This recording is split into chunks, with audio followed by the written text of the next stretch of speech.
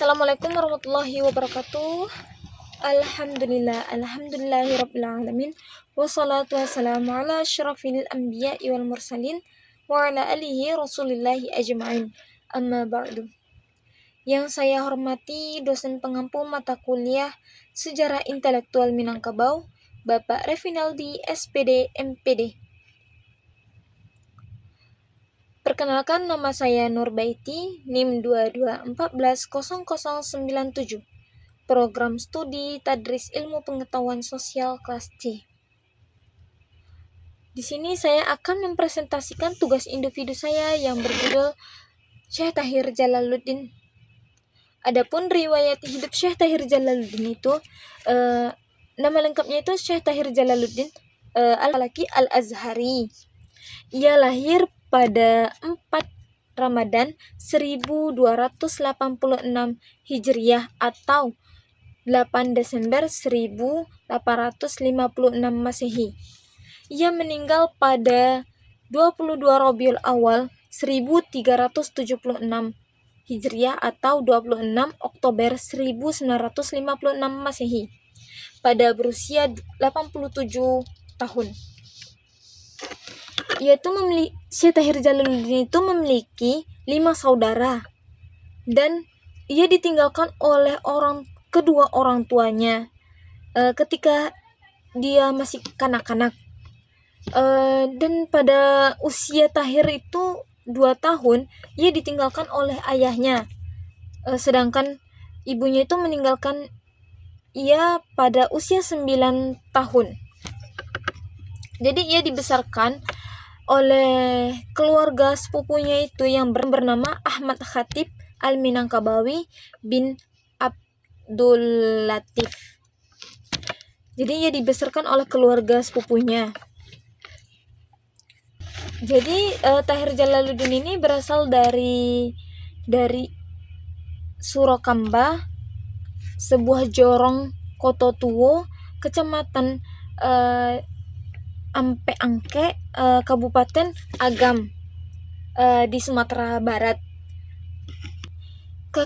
Kakeknya Jalaluddin itu yang bergelar sebagai Fakih Sakir, merupakan dari anak dari Tuanku Nantuwo, seorang ulama yang hidup pada masa Perang Padri. Jadi ketika dia berusia 11 tahun, dia diantarkan oleh pihak keluarganya itu ke Mekah untuk menuntut ilmu. Ia menyusul sepupunya itu, yaitu Ahmad Khatib Al-Minangkabawi tersebut, yang itu lebih dulu pergi ke Mekah untuk menuntut ilmu. Selama Tahir tinggal bersama Syekh Muhammad Saleh Al-Qurdi, mertuanya Ahmad Khatib. Awalnya Tahir Jalaluddin ini masih belajar Al-Quran dan ilmu tajwid kepada Syekh Abdul Haq.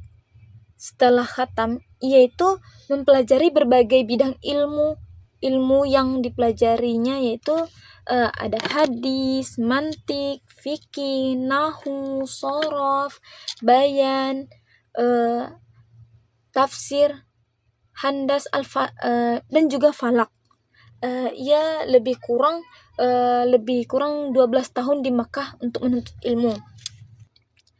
Tahir Jalaluddin itu kembali pulang ke tanah airnya itu pada berusia 24 tahun. Jadi di Indonesia itu ia tinggal berpindah-pindah selama 4 tahun sebelum ia kembali ke Timur Tengah. Jadi sebelum ia kembali ke Timur Tengah itu, dia itu tertarik dengan ajakan Syekh Ahmad Al-Fatani untuk melanjutkan pendidikannya itu di Masjid Al-Azhar, Kairo, Mesir.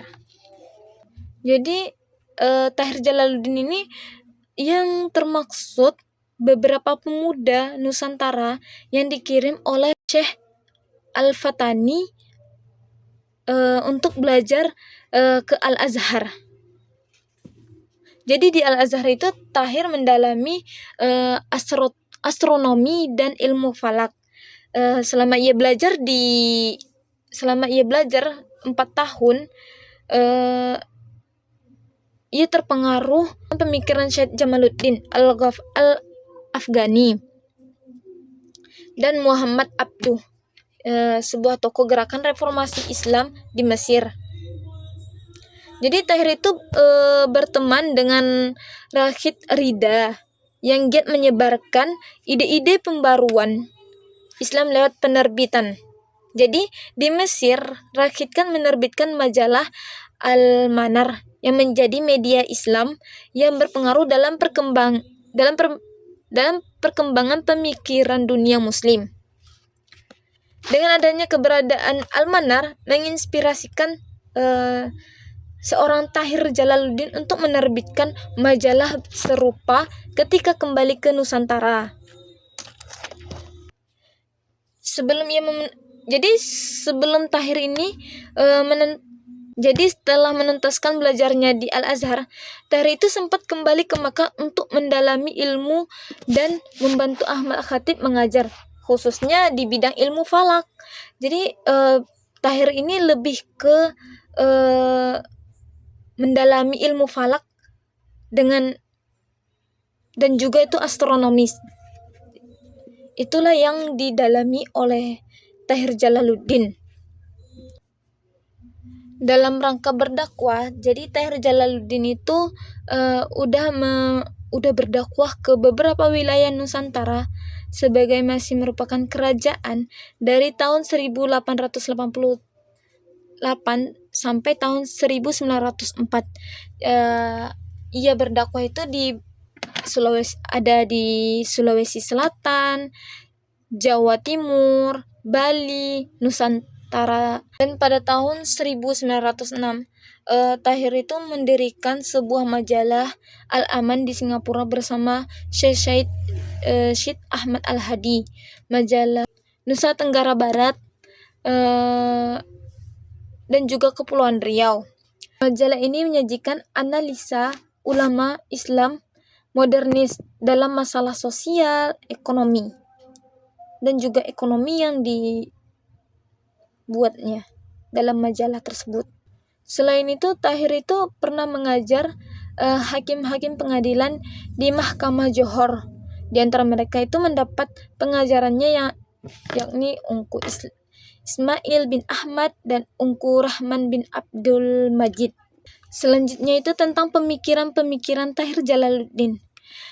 Pemikiran Tahir Jalaluddin itu terinspirasi dari ide-ide modernis para reformis Timur Tengah yaitu Jamal al-Din al-Ghani, Muhammad Abduh, dan Rashid Rida. Itu salah satunya yang kontroversial adalah dari dukungan terhadap hisab dalam penentuan awal dan akhir bulan Ramadan. Pandangannya itu mendobrak pandangan populer kala itu adalah menggunakan ruqyat yang merupakan pendapat para ulama terdahulu.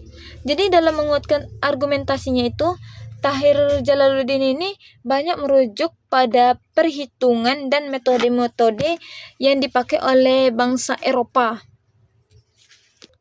Jadi Tahir Jalaluddin itu di Minangkabau, kampung halamannya itu, pemikiran Tahir itu mendapat perlawanan dari sejumlah para ulama setempat lantaran